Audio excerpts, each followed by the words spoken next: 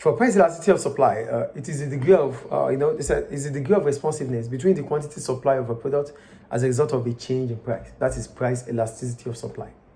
You get it? As soon as price changes, there are two variables here. The first variable is the price, and the other variable is the quantity.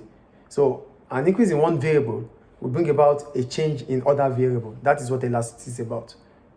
Do you get it? An increase in variable such as price will bring about a change in another variable such as quantity. Is it clear? So that's why we say price elasticity of demand is our supply is the degree of responsiveness between the quantity supplied of a product as a result of a change in price. So the formula for price elasticity of supply is percentage change in quantity supplied over percentage change in quantity supplied over percentage change in price, which is Q2 minus Q1 over Q1 divided by P2 minus P1 over P1. The same, but now it is just quantity supplied. Do you get that? Yes, sir. Okay, so we have as with price elasticity of demand, different ranges. Okay, so we have perfectly inelastic for the interpretation. So if our PES, as soon as we calculate our PES, let me have a pen, please. Okay, we say our PES is percentage change in quantity supplied over percentage change in price, which is PES equals to Q2 minus Q1 over Q1 divided by P2 minus P1 over P1, where our Q1 is the original quantity, and Q2 is the change in quantity supplied, and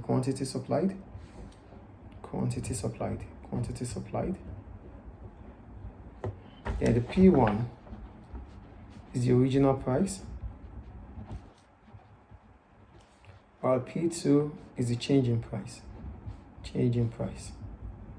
So as soon as we calculate our PES, we're going to have the interpretation. We're going to have certain figures, right? Mm-hmm. So that's the interpretation.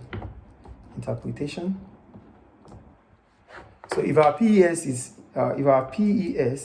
equals to 0, it is perfectly inelastic. As soon as we calculate it, if our PES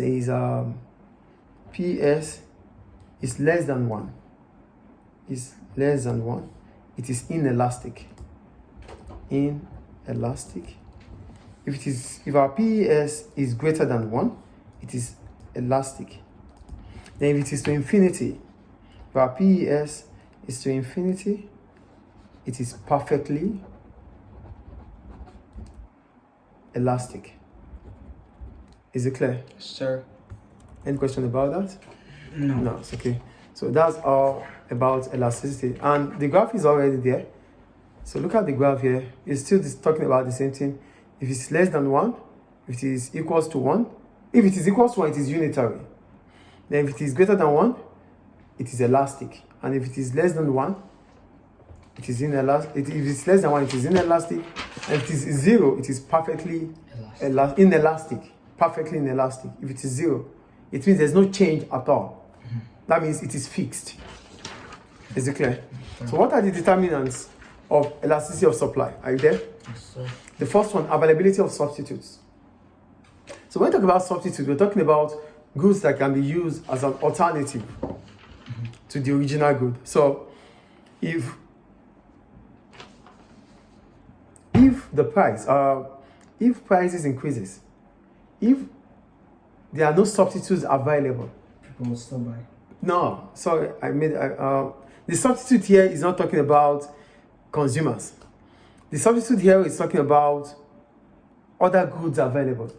So let me just read anyway. Substitutes here are not consumer substitutes, yes, but producer substitutes. These are goods that are produced. These are goods that a producer can easily produce as alternative. So if the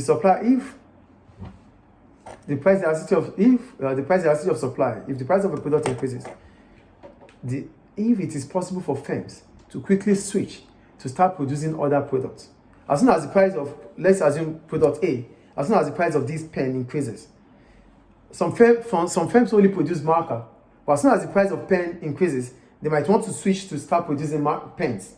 So if it's possible for them to switch, then the price elasticity of supply will be elastic.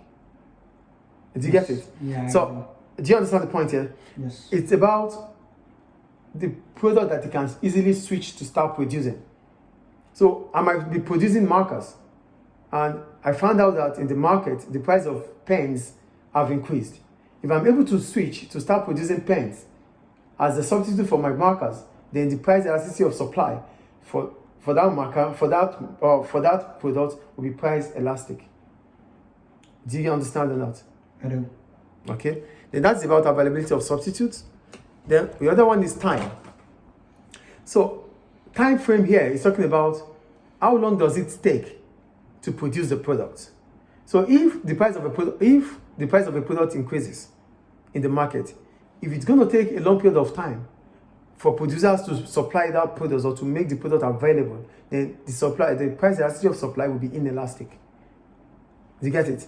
The time frame between which the goods can be produced will determine if it is price elastic or inelastic. So example is coconuts. You know coconuts, right? Yes, sir. So it takes a long period of time before it germinates, right? Yes, sir. So if the price of coconut increases today, it doesn't mean farmers will be able to, to plant coconut and get it tomorrow. It's still going to take a long period of time. Therefore, the price elasticity of coconut will be inelastic. Mm-hmm.